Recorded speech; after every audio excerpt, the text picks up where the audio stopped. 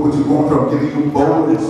That's why everything looks so desperate. I'm giving you boldness. I'm putting you in a place where you don't care what people think no more. I'm already preaching on stuff. That you don't care what people think no more, because why they care for you. I need to put all your better involvement. That's what it's for. He wants to be bold enough to speak and don't care what they say. Don't care what they think. You don't care what they think, you will never speak what God said at all. I'm preaching already. That's why he puts you in a fight and be desperate on to suicide. I think the word turn away from you, everybody laughing, nobody care. Because he gives you boldness. Because when he brings you out of it, you'll know what I have not been for the Lord. Because the church folk is the first one to run away in the process. I like it, man. Let me get this minute. But in the process, the first folk are the founding members of the first people that hit the highway. So we get you freed from them. Ephesians chapter 1, Ephesians chapter 1. But God's going to process to make a difference. Then you're going to be somebody who will take them into the promised land. And not just march around the wilderness. He puts you in a process where the people who you got to leave, you first want to reject him. Rejection 101 is the first class of greatness. If you've never been rejected, you're ready for this here.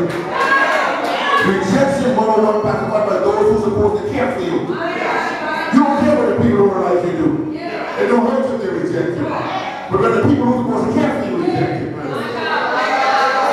He came unto his own and his own knew him not. They rejected him. A prophet of God, but I don't accept him all the whole time.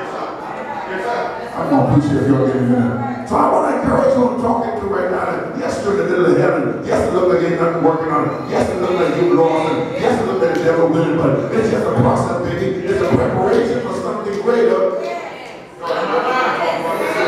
See, God's raising the church. When January hit, pastor, everything about God's church is going to change.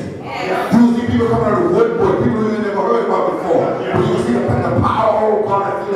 You see the power of God working in them. But when you smell them, when you get close, you will see scars.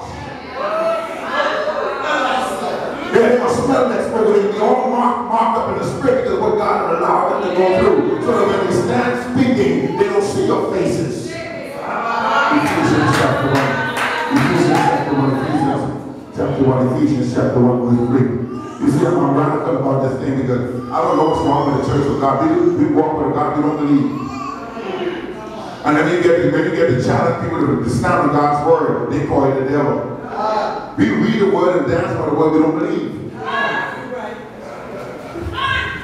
Anybody, somebody back there helping someone. When we come to church, we preach the word we don't believe. We believe, we dance by the word, we shout by the word we don't believe. Because we believe that you won't be in the condemnation you're in. If you believe that you'll never be thinking that you're losing. It looks like you're losing, but if you believe that word, you know that you expect it in. Ephesians chapter 3. I'm going to get to this message. If you have to say amen. Ephesians chapter 1 and then verse 3. God can pray for me. Amen. You're going to get old remembering what it used to be. I look 25, but I'm really 26. Y'all keep me in prayer. Ephesians chapter 1. This is the reading of God's word, the Apostle Paul. Blessed be the God and Father of our Lord Jesus Christ, who has blessed us with all spiritual blessings. Listen to this now. Who has already blessed us? I mean, you have it already, right? With all spiritual blessings in heavenly places in Christ. I don't want to preach it, but one of the things you got to wake up every day and tell God, Father, I thank you because I receive all the spiritual blessings. You already gave it to me. I don't see it yet. I don't understand it. I don't know what they all are, but I'm going to receive it by faith. Right. You gave it to me the words, I'm going to receive it. But a declaration, every day I'm living in all spiritual blessings. It don't mean I ain't going through nothing. It don't mean my wife ain't tripping. Somebody say amen. But I'm still living in a spiritual blessing. According to He chosen us in Him before the foundations of the world, that we should be holy and without blame before Him. Oh God, you're too concerned about church folk. God didn't say you to live before church folk. He said you to live before Him. So when church folks start judging, they'll tell you you're not holy, that's not holy. It ain't none of that business. You don't know what holy is. Too many people ain't concerned about what you think.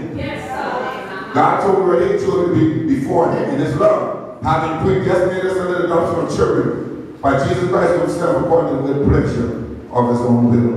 Give me a few minutes here, and I'm going to talk to you tonight. I came with a message tonight. Holy people.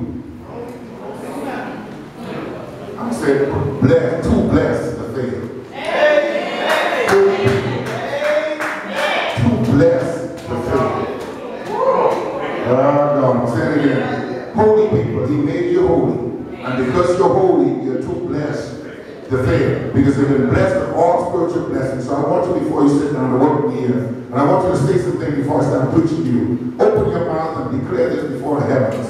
Glory to God. It is impossible for me to fail. It is impossible for me to fail. I'm going to say it. It is impossible for me to fail. It is impossible for me to fail. I am too important and significant to fail. I am too important and significant. I am personally chosen by God. I am personally chosen by God. My life is predestined. My life is predestined. I have an expected end. I have an expected end. I have too much purpose to fail. I have too much purpose. I am too important with God to fail. I'm too significant to fail. Someone said,